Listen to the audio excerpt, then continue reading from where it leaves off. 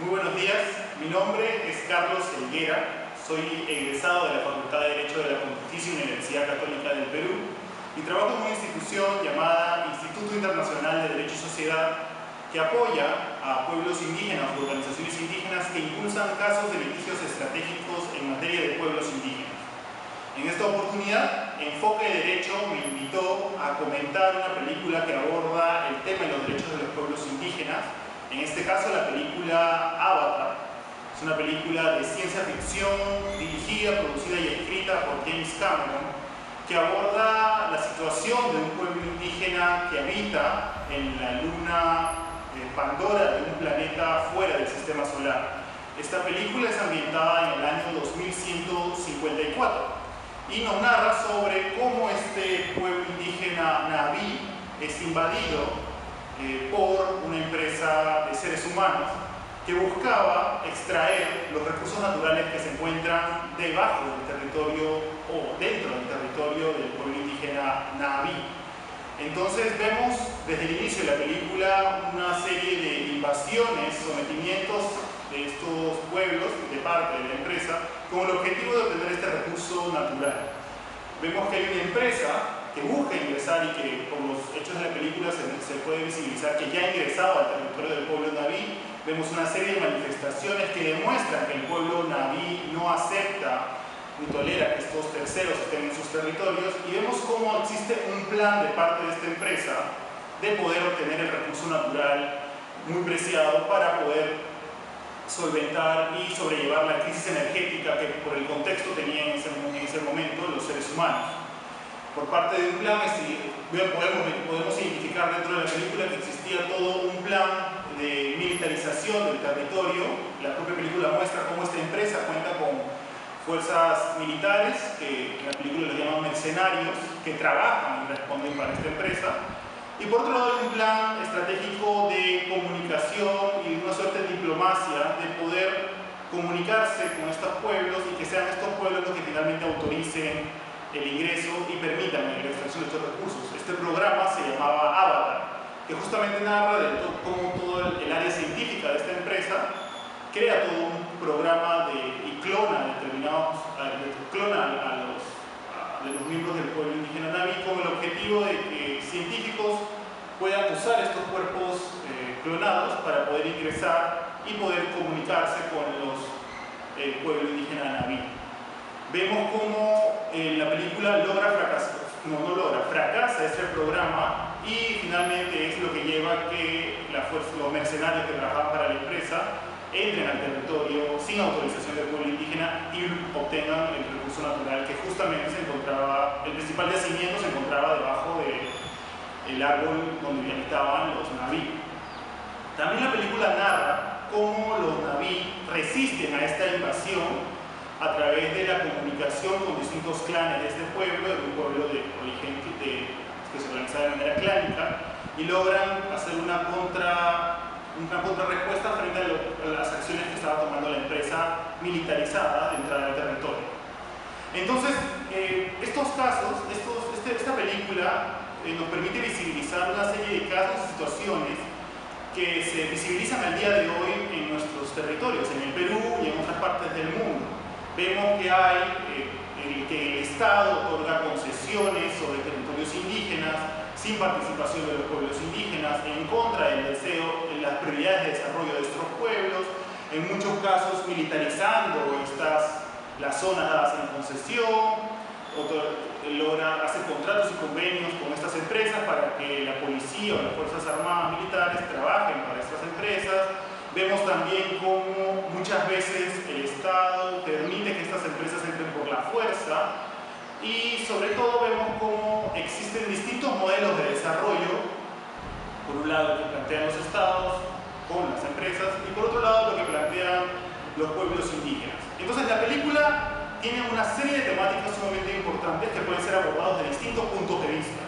Pueden ser abordados desde el punto de vista antropológico, porque si bien nos dije en un inicio, la película narra todas aquellas ceremonias, rituales, fases que siguen todas las personas del pueblo Na'vi para considerarse un guerrero Na'vi, que puede ser analizado desde el punto de vista antropológico.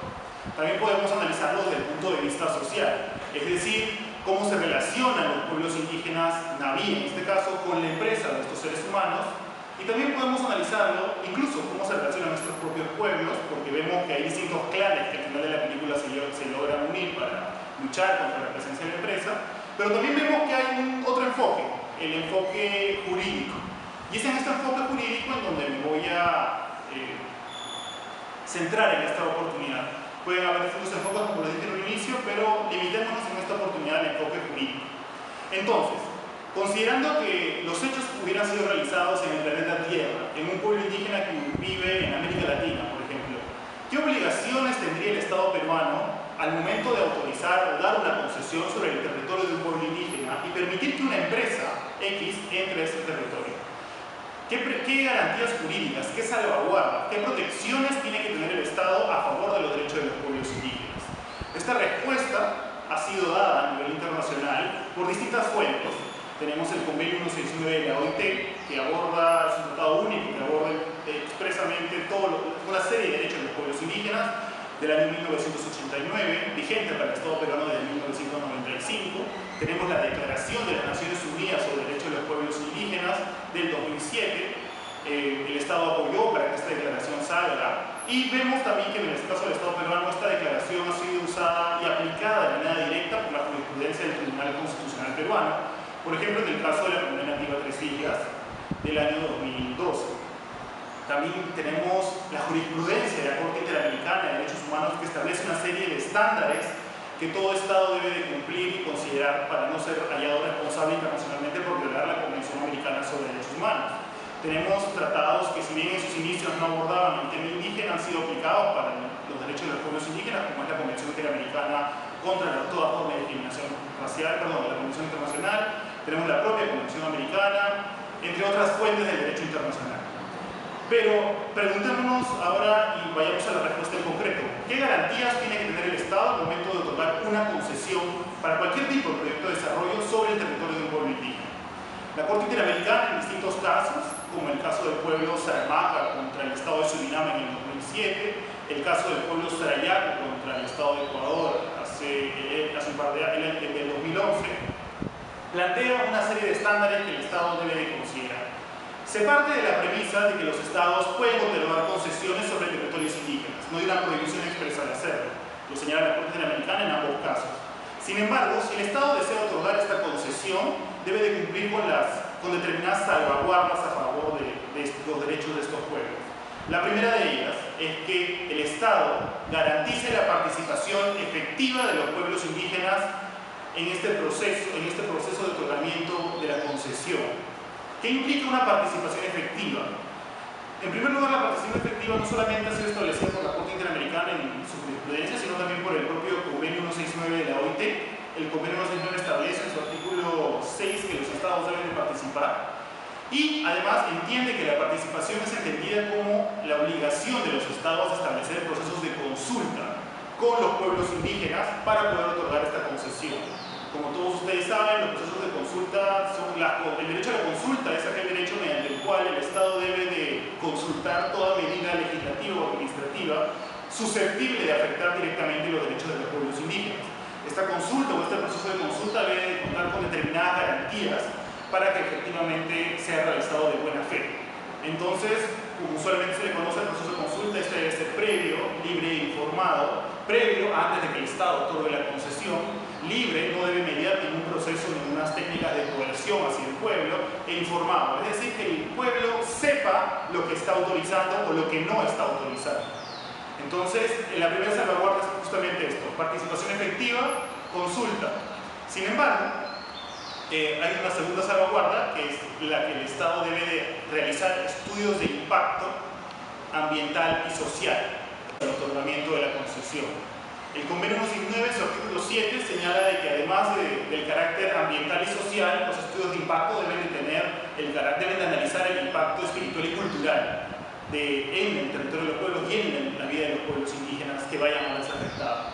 Y esto es sumamente lógico, porque si el pueblo indígena va a tener que ser consultado, obviamente va a tener que saber cuáles van a ser los impactos que este proyecto va a traer para con sus vidas y prioridades de desarrollo. Entonces esa es la lógica de los estudios de impacto y de por qué deben ser realizados antes de tomarse la concesión. Y finalmente, la Corte Interamericana establece de que debe de garantizarse beneficios compartidos y razonables para los pueblos indígenas cuando se realicen estos proyectos de desarrollo. Y además, indemnizaciones respectivas por los daños que pueden causarse. Entonces, para recapitular, son tres salvaguardas. En primer lugar, debe garantizarse un proceso de consulta. Primero, la participación efectiva, un proceso de consulta previo, libre e informado. En segundo lugar, estudios de impacto ambiental, social, cultural y espiritual. Y en tercer lugar, beneficios compartidos, razonables e indemnizaciones para con estos pueblos. Sin embargo, la Corte Interamericana ha señalado de que pueden existir determinados supuestos en donde el derecho a la consulta no sea suficiente, es decir, la primera salvaguarda no sea suficiente, sino que considerando el impacto que puede hacerse sobre los territorios de los pueblos indígenas, sobre sus formas de vida, su subsistencia, el Estado va a tener que considerar obtener el consentimiento como requisito para poder otorgar esta concesión. ¿En qué casos ha dicho esto la Corte Interamericana de Derechos Humanos? Bueno, lo ha dicho en el caso del pueblo Saramaka contra el Estado de Surinam. También ha sido utilizado por el sistema africano de derechos humanos que ha establecido en el caso del pueblo Kendorois contra Kenia. El Comité de Derechos Humanos también lo ha recalcado en el caso del pueblo de Ángela Poma Poma contra el Estado de Perú, cuando se trataba de cambiar las formas económicas de un pueblo al sur del país. Entonces, además de estas tres salvaguardas, hay una cuarta salvaguarda que es reforzada, mediante el cual el Estado está obligado a obtener el consentimiento de los pueblos indígenas para otorgar una concesión que ponga en riesgo la vida y subsistencia de estos pueblos. Es decir, la Corte Interamericana en este caso liga el derecho a la propiedad, al territorio, los recursos naturales con el derecho a la vida, subsistencia e integridad, entendiendo esta especial relación que existe entre los pueblos indígenas y los territorios en los que viven. Entonces, estas son tres salvaguardas, con la cuarta salvaguarda que los estados deben de considerar al momento de querer otorgar una concesión sobre el territorio de los pueblos indígenas. Y como vemos, la Corte Interamericana y el derecho internacional otorga poder de decisión a los pueblos sobre qué formas de vida, qué modelos de desarrollo quieren en sus territorios en los que viven, con el objetivo de salvaguardar su existencia. Algo que se me olvidó recalcar es de que estas salvaguardas son exigidas, además de las salvaguardas clásicas que establece el derecho internacional para poder restringir el derecho de propiedad. Entonces, la protección es mucho mayor, mucho más reforzada. Entonces, cabría preguntarnos si es que estas salvaguardas son cumplidas en el caso del pueblo Na'vi, en la película de Avatar, e incluso preguntarnos si estas salvaguardas se cumplen a cabalidad en cualquier proyecto de desarrollo que existe en nuestros países, en Perú o en cualquier parte del mundo. Yo diría que en el caso de la película Na'vi, el Estado, y en este caso la empresa, no cumplió con, en el caso del Estado, el Estado no hubiera cumplido con ninguna de estas salvaguardas, y en muchos casos que ocurren en el Perú, mucho menos. Hay muchos ejemplos que podría dar el día de hoy, el caso del proyecto minero Conga, el caso del proyecto minero Cañariaco, que afecta, en el caso de Conga, afecta a las comunidades y las campesinas del norte del país, en el caso de Cañaris afecta a la comunidad campesina San Juan de Cañaris. Quisiera terminar señalando de que recordemos que estas salvaguardas son con el objetivo de garantizar la vida y subsistencia de estos pueblos, que es la máxima obligación que tiene todo Estado en el mundo, garantizar la vida de sus ciudadanos y de los individuos que viven bajo su jurisdicción. Entonces los invito a ver la película y analizarla desde un punto de vista jurídico, considerando lo que acabo de señalar, o de cualquier enfoque que ustedes quieran, e incluso comentar este video. Muchas gracias.